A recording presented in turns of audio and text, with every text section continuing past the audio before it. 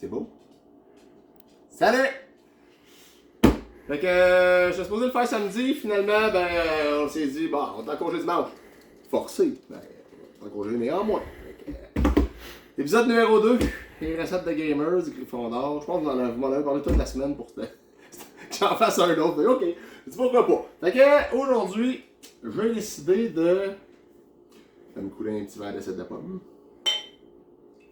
C'est un vin de miel en passant. Oh. Fait que un petit verre. Il n'y a pas d'alcool. Fait qu'aujourd'hui, on vous fait une petite recette de pâte aujourd'hui. En fait, je voulais faire autre chose, mais c'est la seule affaire qui me restait parce qu'on s'est fait avoir, je n'ai pas pensé, les épiceries sont fermées. Fait que on se fait des farfales au poulet et tomates séchées. Fait que je vous fais ça aujourd'hui. Bref, un petit peu. Bien entendu, on va parler de jeux vidéo aussi. Fait que pour commencer pour la recette, ça vous prend du poulet, poitrine désossée, coupe sans lanière, pas trop grosse, pas trop petite non plus. Ça vous prend des champignons avec un petit peu d'origan. Bien entendu, les champignons, on les coupe en deux. Et vous faites des lanières de champignons, vous coupez ça par la suite, recoupez ça en deux. Ceux qui n'aiment pas les champignons, Ils se feront des pogos, Monique. Encore des pogos? Monique, elle mange juste ça, des pogos, elle. Monique, Diane. Mais non, en fait, ça sera pas des pogos. Vous mangez autre chose. Fait que c'est ça. Fait qu'on commence ça bien tranquillement. On va commencer, je vais voir déjà le rôle. Comme la dernière fois, j'ai pris un petit peu d'avance parce que je me suis dit, faut qu'on parle de jeu. Fait que, comme d'habitude, yeah! Ah!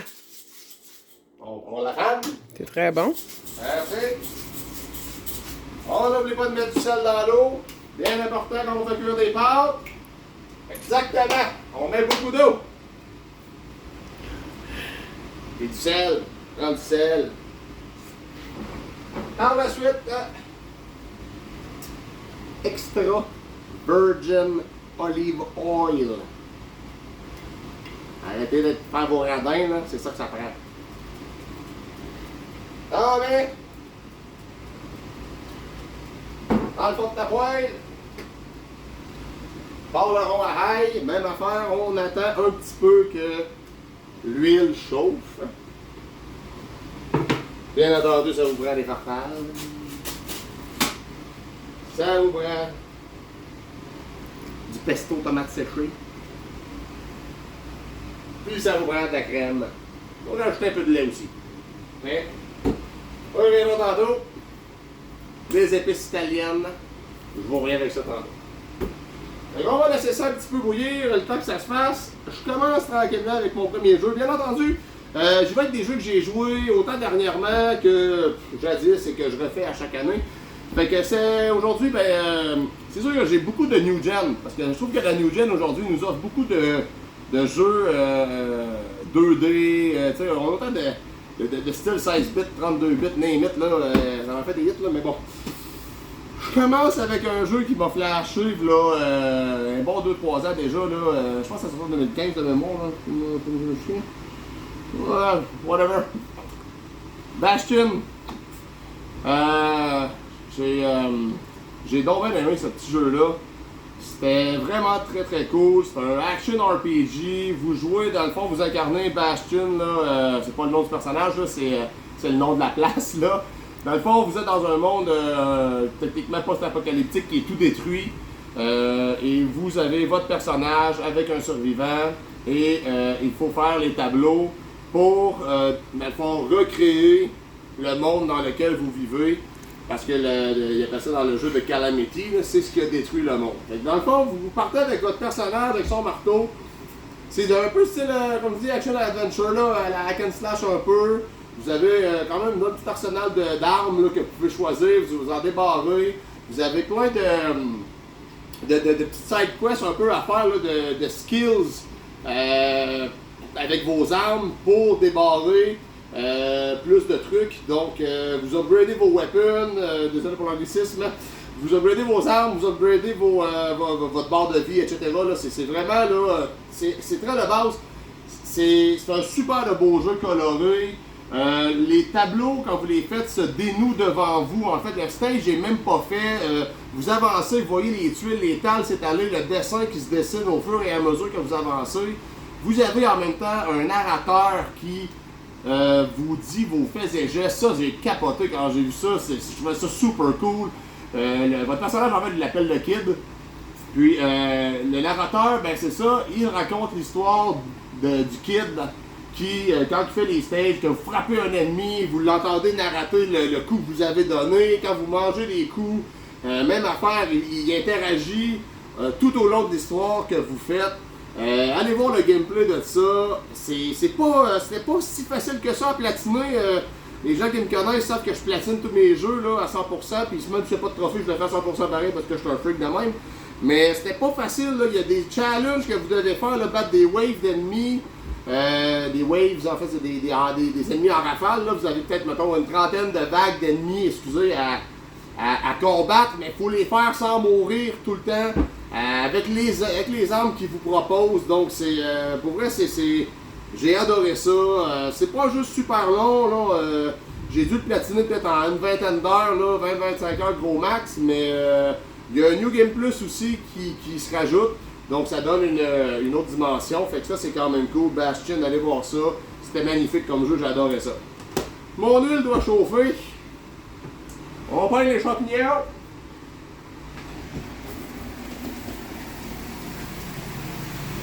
On met ça dans la poêle. On les fait frétiller un petit peu là, dans l'huile. Baisse le rond un petit peu à 5-6. On prend les petites épices italiennes. On en met. Et on refait un petit peu de va-et-vient avec les champignons. Vous pouvez prendre n'importe quelle sorte de champignons, c'est à votre goût. Si vous aimez plus les champignons blancs, les portobello, n'importe quoi. Allez selon votre goût, là. Il n'y a pas de problème. Fait que ça ici. Tu me fais encore ma grosse face proche? Bien sûr. Tu veux voir mes belles dents? Voilà. Donc, d'abord, on fait cuire ça un petit peu, juste le temps que ça prenne un petit peu de couleur. Bien entendu, mes champignons, moi, sont bruns, fait que c'est contradictoire un peu, mais un petit 5 minutes, gros max, là, ça devrait être en masse. Quand au bout, on prend les pâtes, on met ça dedans. Je vais faire des trois, c'est gros, un peu. OK. On met ça là-dedans. Ensuite, OK. Yeah! Yeah! Ah! Yeah! Fait que faites juste mélanger un petit peu, là, comme ça. Et on laisse ça cuire. Fait une fois que les champignons, comme vous voyez, là, ça commence à brunir un petit peu.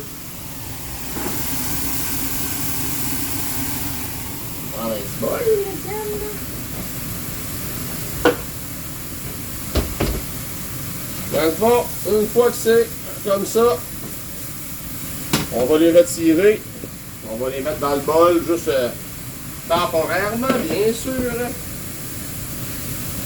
Si jamais ceux qui sont pas de tout faire des pâtes, mettez-vous un timer, 15 minutes.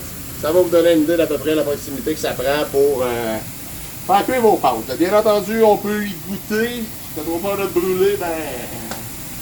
attends. Ça me semble pas pire. Quand tu vois que commence à coller un peu, c'est parce qu'ils sont quand même bien cuits. On sert ça dedans. On remet de l'huile un peu parce que là, les champignons l'ont tout bu. On n'a plus besoin d'huile après. Pas là. C'est. Même affaire. On va attendre que l'huile réchauffe un petit peu. Comme je vous ai dit la dernière fois, quand vous voyez que l'eau commence à monter un peu, quand ça va être sur le bord, là, faites juste baisser le rond à peu près à 5-6, là, puis ça va être bien grave. Fait que pendant que ça cuit, puis que là, l'huile réchauffe encore, je vous parle de mon jeu numéro 2 que j'ai fait. J'ai fait ça l'année passée. J'avais aucune idée à quoi m'attendre. Lily Child of Chaos. Je connaissais pas pantoute, il y a une belle petite pochette de carton, c'est super beau. Puis dans le fond, c'est sur PlayStation 4 aussi. C'est un jeu où tu incarnes une archéologiste, en fait, une étudiante en archéologie. Son père est le... je te le laisse, Diane, parfait. Dans le fond, son père, votre personnage principal, c'est comme un peu le professeur, le directeur d'école.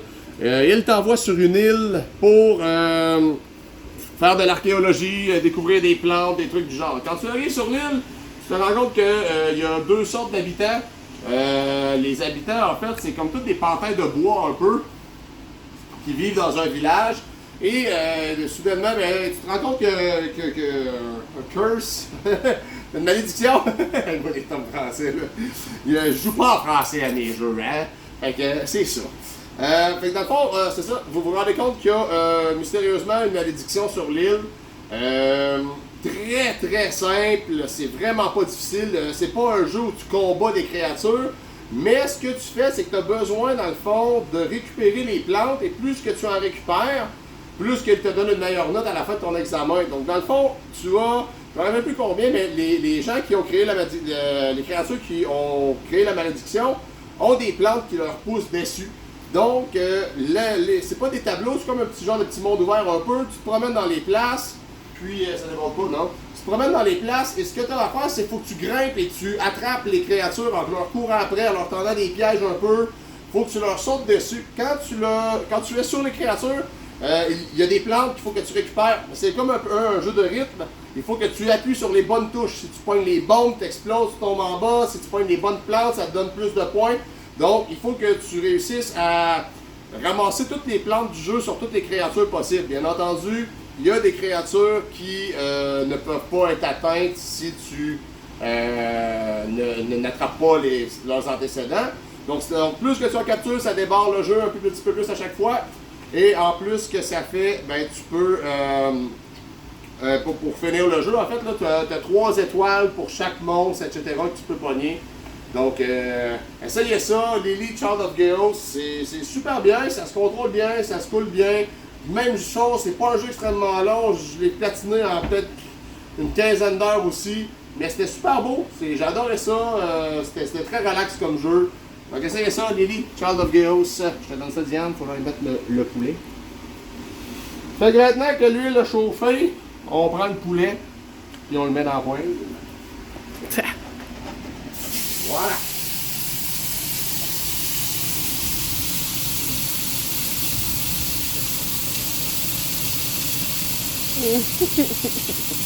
J'ai pas parlé.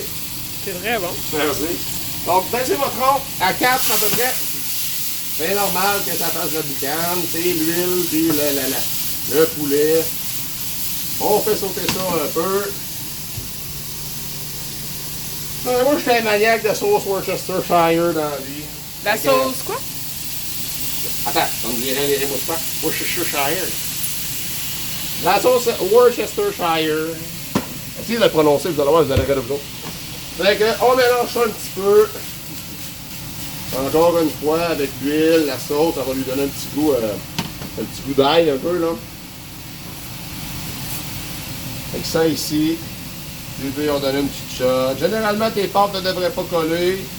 Si tu as mis assez d'eau et du sel dans le fond, tu devrais être correct. Hey! Ouais. Ôte tes doigts. Donc, faut goûter, je sais pas. Ouais.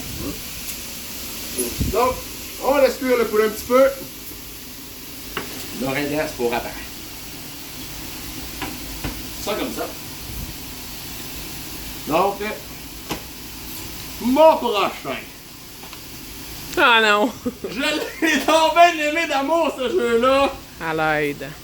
Cat Quest. Le Possum Patch. Quand j'ai vu ça, je me suis dit, un jeu de chat? Avec un ami chien? Fait que ça m'a rappelé mon chat puis mon Louis, mon chien saucisse que vous avez vu dans l'ancienne vidéo qui flirtait dans le coin. C'est le chat qui voulait de l'eau, bien entendu. Mais, Cat Quest 1 et 2, ils ont fait un package ensemble. Vous incarnez dans le 1, le premier joue juste à 1. C'est du gros Zelda-like, là, les gens qui aiment le style Zelda. Vous allez aimer ça. Vous startez avec votre quête. Vous êtes le chat, un héros. Vous partez à l'aventure. C'est plein de références. C'est plein de mauvais jeux de mots. Non, ouais, wow. Hein? Il n'y a pas de mauvais jeu de mots dans ce jeu-là. Il y a juste des mots, des jeux de mots de pas. Ils font tous des jeux de mots avec le mot pat. C'est hallucinant comment c'est bon, c'est drôle. Mais pour vrai, le jeu. C'est dégueulasse. Non! Calme-toi, partner! C'était malade! La foule de références avec le mot pat là-dedans. Tous les mots qui peuvent commencer par pat, ils le font. J'adorais ça. C'était un bon petit hack and slash à la Zelda, là, tranquille, le jeu d'aventure RPG. C'est vraiment de base. Il y a plein de quests à faire. Vous avez de la magie. Vous équipez votre chat en armure, comme vous voulez. Ça lui donne des stats. C'était malade. J'adorais ça. C'est d'une tristesse. C'est quel mon verre, Diane? Ici. D'accord. Voilà.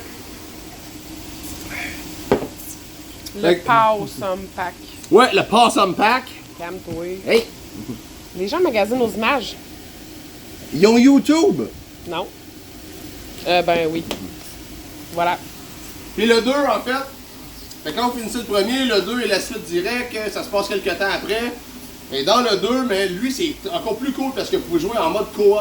Vous avez le mode coopération. Vous incarnez le chat et le chien ensemble dans la même équipe. C'est le même genre que le premier. Ça se coule super bien. Très facile à platiner aussi. J'ai vraiment accroché à ce petit jeu-là. C'est tout. J'ai trouvé ça très bon. C'est pas nécessaire d'en parler plus. Diane, t'as même pas joué avec moi. Tu peux même pas le savoir. Non, je t'ai regardé jouer. C'était parfait. Hein? Même combat. Parfait, partner. Essayez ça. À Cat l'aide. Quest. À l'aide.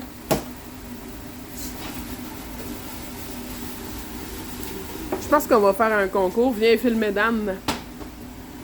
Ouais, parce que dans le fond, quand je fais des vidéos de même, j'ai dit, viens là, Diane, on va aller faire une vidéo, on va faire genre. C'est quand j'avais, fait que je suis tout le temps pogné pour la prendre en otage. Mais dans le fond, c'est comme lui rendre utile à l'agréable. Parce peux que, me- anyway, on fait souper pareil. Ouais.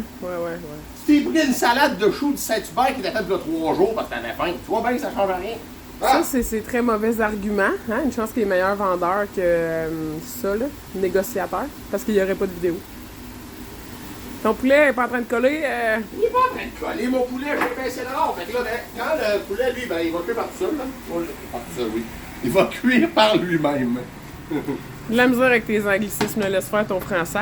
Bon, français. C'est un autre combat. Fait que quand ça cuit comme ça, bien entendu, il va devenir une petite teinte brunante à cause de la sauce quoi, tiens? La sauce anglaise. Non, c'est pas ça pour dire, c'est la sauce Worcestershire. Ouais. Fait que vous allez voir une petite teinte brunante, c'est normal. Vous mijotez, vous la 2-3 petits coups de casserole aux 2 minutes, là, puis tous les côtés vont bien cuire, y a pas de problème. 2-3 petits coups de pioche. Oui, mais non, y a pas de cloche pour ça. Là. Arrête de rire avec la cloche. Là, je vous parle de grosses pieces. T'es encore en train de parler en anglais. Les grosses pieces of meat. Ça. Bon, il existe la version PlayStation 1 aussi du coffret, mais j'ai décidé de vous montrer la version PSP parce qu'il y a plein de gens qui ne savent pas que ça existe sur la PSP, ce jeu-là.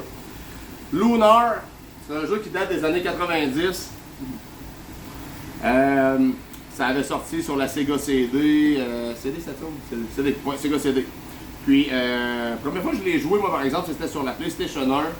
C'était un des premiers jeux de PlayStation 1 qui avait du cinématique dedans en animé. Donc c'était vraiment très cool à l'époque. Bien entendu, vu que plus tu mets des choses touchées à l'époque, ben c'est sûr que le graphisme est so-so, mais on s'en fout. L'histoire de ça est vraiment malade. Ben, ça c'est le 2 là. Les gens savent même pas qu'il y a un 2 des fois aussi de ça. Lunar 1, je vous montre la version PSP parce que je la trouvais super belle, première des choses, puis j'adore la PSP. Puis les remasters, les remakes, n'importe quoi qu'ils ont fait sur la PSP, c'est d'une beauté incroyable là, sur la majorité des jeux que je vais vous montrer. Donc, surprenez-vous pas, je vais vous montrer souvent les versions PSP de mes jeux parce que je trouve qu'ils sont vraiment bien faits et vraiment bonnes à jouer. Il n'y a plus de loading time non plus. Déjà en partant, ça aide beaucoup. Le loading est très diminué sur la PSP versus la PS1. Dans le fond, ça raconte l'histoire d'Alex, qui est un kid bien normal qui vient d'un village avec son chum de gars qui veut devenir un millionnaire, il veut devenir un marchand. Puis, il y a son animal de compagnie qui... Le petit chat blanc ici. Toujours des chats dans ton histoire. Oh ouais, comme ça, mais il y a tout le temps des chats, tiens. Ou un chien. Salut, Ouais, chien. ouais, mais plus les chats. Non, mais je faisais référence aux chiens qui traînent là. Salut, vous voyez là, la nourrice. Fait que dans le fond, c'est ça, vous partez à l'aventure parce que votre ami Ramus dit qu'il y a un diamant dans la montagne, derrière le village. Vous partez à l'aventure avec votre chum de gars et votre chat qui vole, soit dit en passant. Bon, je vous spoilerai pas c'est quoi le chat parce que techniquement c'est pas un chat, mais en tout cas. Fait que vous partez et vous rencontrez Quark qui est un dragon blanc dans la montagne. L'histoire commence comme ça. Le dragon vous donne des pouvoirs. Vous êtes en quête pour devenir le prochain Dragon Master. Et votre idole est un Dragon Master qui était l'ancêtre, dans le fond, là, celui qui l'était avant que vous partiez à l'aventure. Donc, vous partez, vous rencontrez d'autres personnages. Le personnage, le méchant, est magnifique, là, je vous le spoilerai pas, mais c'est un beau jeu, c'est bien. C'est du turn-based RPG. C'est super bon comme jeu. Essayez ça, les amateurs de ça. Lunar 2, beaucoup moins connu. Lui, j'ai les deux coffrets à la maison, du 1 et du 2 aussi, sa PlayStation 1, mais comme je vous dis, je vous montre la version PSP pour vous montrer que ça existe. Le 2, Eternal Blue, est la suite du 1. Les personnages ne reviennent pas, les personnages que vous jouez, ils reviennent en tant en caméo, dans le fond, là, comme étant des personnages NPC. Vous jouez une toute autre équipe. Il y a des méchants qui reviennent aussi. C'est le même genre de jeu que le premier. Les graphiques sont quasi similaires aussi. Il y a de l'interaction avec des cinématographiques dans le jeu.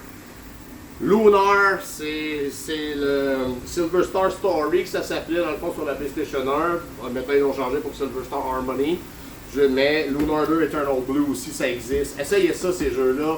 Vous m'en donnerez des nouvelles. C'est vraiment bon. Ça a marqué une partie de mon adolescence, Lunar.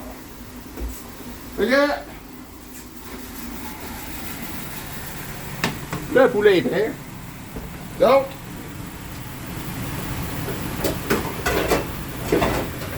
on va prendre un autre plat.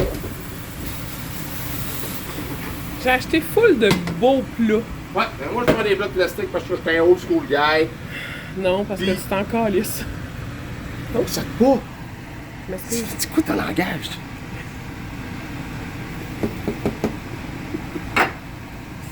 C'est maladie. Bon! Répète ça. Quand tu prends une coupe, tu te prends. Oh. Une tasse. Ouais. C'est une tasse. Ouais, une tasse, oui. Tu te prends une tasse de ton bouillon de pâte. De l'eau de cuisson des pâtes. Tu l'as pas prendre, toi, pour filmer. Les deux. Laisse-moi mon fun. Tu fais bien ça. Donc, on prend les pâtes, on les égoutte. T'es bon, t'es bon. Bon, bien entendu, tu peux vérifier s'ils sont cuits, mais.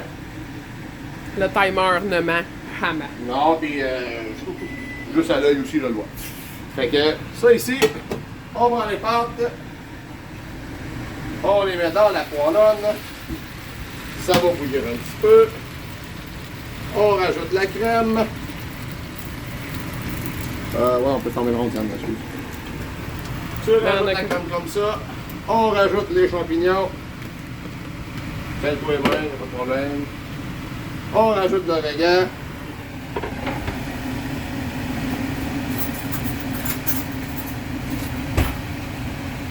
On rajoute le pesto.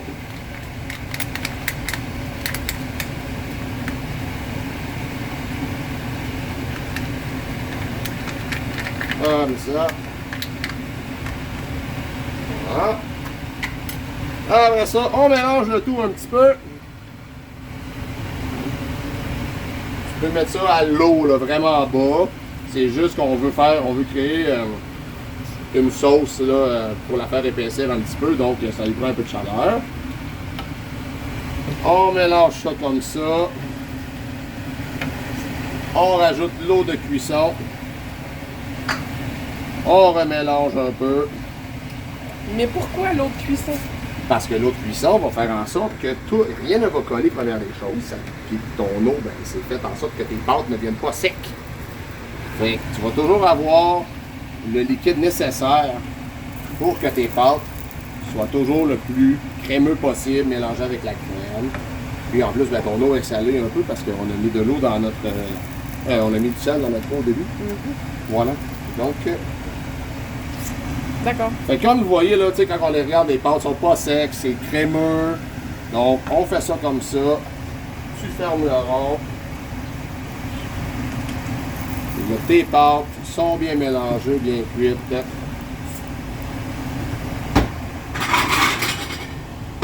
On prend une assiette. Là, quand on met les pâtes dedans, bien attention, on mélange. On fait pas le fou. Là, vous voyez, le jus est là, les pâtes sont très crémeuses. On voit rien. Fait que dans le fond, tout est là. On rajoute par la suite le petit poulet à côté ici. Vous mettez ça comme ça, les petits morceaux. Vous en mettez le nombre que vous voulez, selon votre appétit, bien entendu. Et voilà. Donc, Manque du parmesan. oui, le parmesan, ça vous le mettez à la fin, pour après. C'est pas avant. Moi, j'en mets pas de parmesan parce que je trouve que ça pue. Mais vous pouvez mettre du parmesan si jamais. N'importe quelle sorte de fromage aussi peut faire. Et là, ben. Déjà. Regarde. Il me reste. Je vais parler. Mais bon. Fait que cette assiette-là, elle va être prête.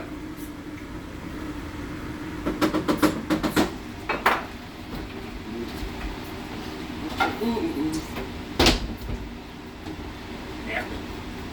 À beurre. Je trouve le bon coin. Fait qu'on peut faire ça. On peut fermer la fan.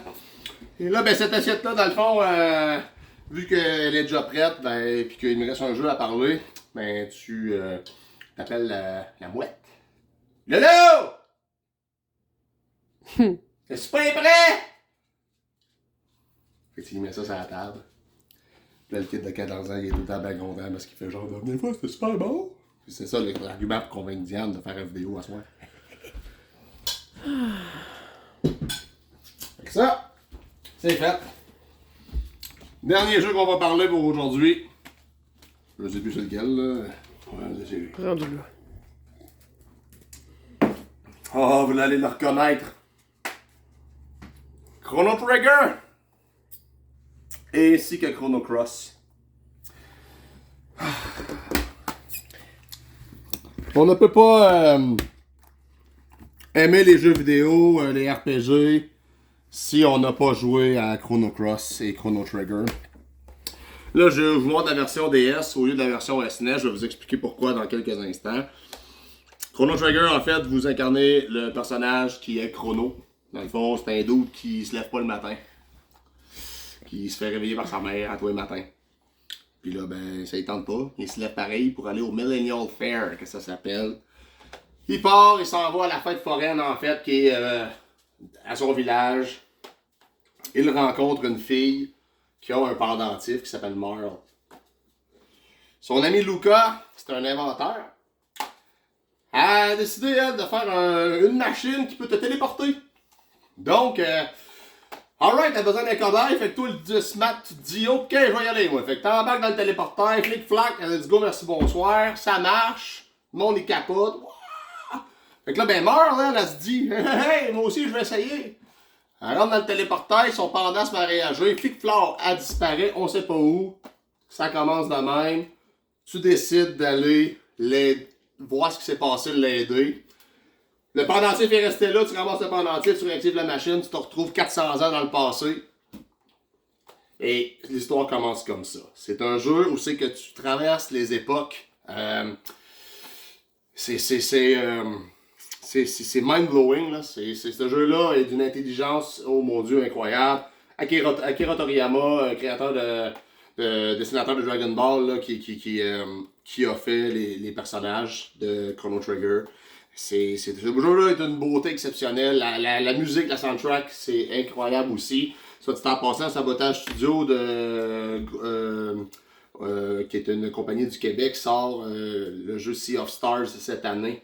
Et c'est le même qui a fait la trame sonore de Chrono Trigger qui va faire la trame sonore de Sea of Stars, de ce que j'ai vu. Ça risque d'être assez malade. C'est aussi tenir l'œil là-dessus, Sea of Stars. Fait que Chrono Trigger, on commence comme ça, on se retrouve 400 ans dans le passé, on veut retrouver Marle. On rencontre plein de personnages, Frog, Magus qui est un magicien qui domine cette époque-là pour X raisons. On part après ça à l'aventure, il arrive des choses, on voyage dans le passé, dans le présent, dans le futur qui est tout détruit. On se rend compte qu'il y a une créature alien qui a débarqué sur la Terre il y a 65 millions d'années, qui se nomme Lavos, qui détruit le futur. Et tu décides, en te retrouvant dans le futur, en voyant ce qui arrive à ta planète, de changer le passé, détruire Lavos, et pour ne pas que ça se reproduise, pour que les gens aient un futur. Chrono Trigger commence comme ça, on part de même. Chrono Cross. Les gens qui pensent que ça n'a pas de lien, là, je vous explique, ok, l'histoire, c'est parce que vous avez rien compris. Chrono Cross et l'univers parallèle de Chrono Trigger. Je spoilerai rien, on retrouve quand même un personnage très important de Chrono Trigger là-dedans. Ils lui ont donné un rôle assez merdique, mais ça, rendu là, j'ai entendu dire qu'il y avait peut-être un remake en cours. Espérons qu'ils vont faire de quoi de bien. Chrono Trigger, oui, bon, c'est un beau mix, ça.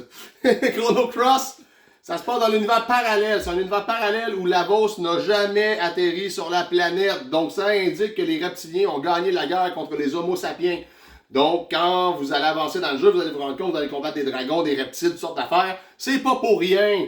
Vous allez même arriver dans une place à un moment donné, sans vous trop vous spoiler, vous allez voir les personnages de Chrono Trigger qui sont confinés, qui sont pris dans le temps. Ils vont vous expliquer pourquoi, qu'est-ce qui s'est passé. La version DS du pourquoi est-ce que je vous la montre versus la version SNES. First, ils ont corrigé les fautes. Déjà, en partant, c'est bien. Deuxièmement, on retrouve la vraie fin de Chrono Trigger spécifiquement dans la version Nintendo DS. Il n'y a pas la vraie fin. Même, je pense qu'il y a 12 ou 13 fins dans ce jeu-là. Version PlayStation 1, version SNES. C'est le chien, ça. Fait que version SNES, version PlayStation 1 n'ont pas les vraies fins de Chrono Trigger. Dans cette version-là, vous avez la fin qui se nomme Radical Dreamer, qui explique vraiment la vraie fin de Chrono Trigger, qui se met, dans le fond, comment je pourrais dire, qui laisse la table pour Chrono Cross, et dans le fond, ça explique aussi l'arrivée de Kid, qui est un des personnages de Chrono Cross, et pourquoi Kid se retrouve là et non là, dans cet univers-là. Vous comprenez tout avec Shala, puis toute la patente avec Lavos, puis les fusions, puis une shit. Fait que, écoutez, ça c'est mind-blowing, c'est le meilleur jeu qu'ils ont fait de tous les temps, selon moi. Avec Ogre Battle, pour moi, c'est dans mon gros top 3, Chrono Trigger, Chrono Cross. Je suis un gros fan de la série. Si on n'a pas joué à ça une fois dans sa vie, ben, si t'es un gamer, t'as eu une mauvaise vie. Fait que, joue à ça, là! Version DS, version SNES, peu importe si t'es nostalgique, t'aimes plus le SNES, ça te rappelle plus ton enfance ou peu importe, go for it, mais go, joue à ça, ça te prend ça. Puis ça te le prend aussi, c'est très bon. C'est des jeux qui ont beaucoup de rejouabilité, surtout Chrono Cross, parce que le Chrono Trigger, il y a plus que 12-13 fins différentes, mais comme je vous dis, la meilleure fin est là. Celui-là aussi, quand vous allez le finir, il y a beaucoup de personnages que vous pouvez recruter. Bien entendu, c'est le genre de jeu, si vous recrutez un personnage, il y en a 2-3 autres que vous ne pourrez jamais avoir. Donc, il faut refaire le jeu plusieurs fois si on veut débarrer tous les personnages et les ramasser. Ça se passe techniquement genre... c'est genre 20 ans là, après Chrono Trigger. Là. Mais écoutez, allez voir ça, jouez à ça, essayez de comprendre. Je vous explique brièvement, là, c'est un peu... c'est un peu... comment je pourrais dire? Rapide, là. Mais... Chrono Trigger, Chrono Cross. Allez jouer à ça. Lunar 1, Lunar 2. Même affaire. Très beau jeu. C'est super bon. Possum Pack! Diane a bien aimé ça. Elle m'en parle encore très positivement. Mais à peu près, moi j'adore ça, fait que je m'en fous de ce qu'elle dit. Hey! Hey! Fait que 4 quests, 1 et 2, Possum Pack, allez voir ça. Le 2 joue à 2 en mode coop. Lily Child of Chaos. C'est récapitulatif là. Ça se passe sur une île, on ramasse des plantes, c'est un jeu de rythme un peu, faut que tu pitonnes sur tes pitons. C'est un jeu de timing en fait, plus que de rhythm. Donc allez voir ça. Oui, Diane, t'es mort. Bastion, ça aussi, bon action RPG, narratif, c'est malade, j'adorais ça, c'est beau visuellement. La soundtrack, je l'écoute au moins une fois par semaine tellement que je trouve que c'est bon. Bastion PS4. S'il existe en digital aussi, bien sûr, mais moi je m'en fous, j'ai un gars de physique, ça me regarde bien. Fait que sur ça, j'espère que vous avez bien aimé ça. Allez faire ça, cette petite recette-là, très simple, mais c'est très bon aussi. Puis oubliez pas, on se revoit pour l'épisode 3, sûrement la semaine prochaine.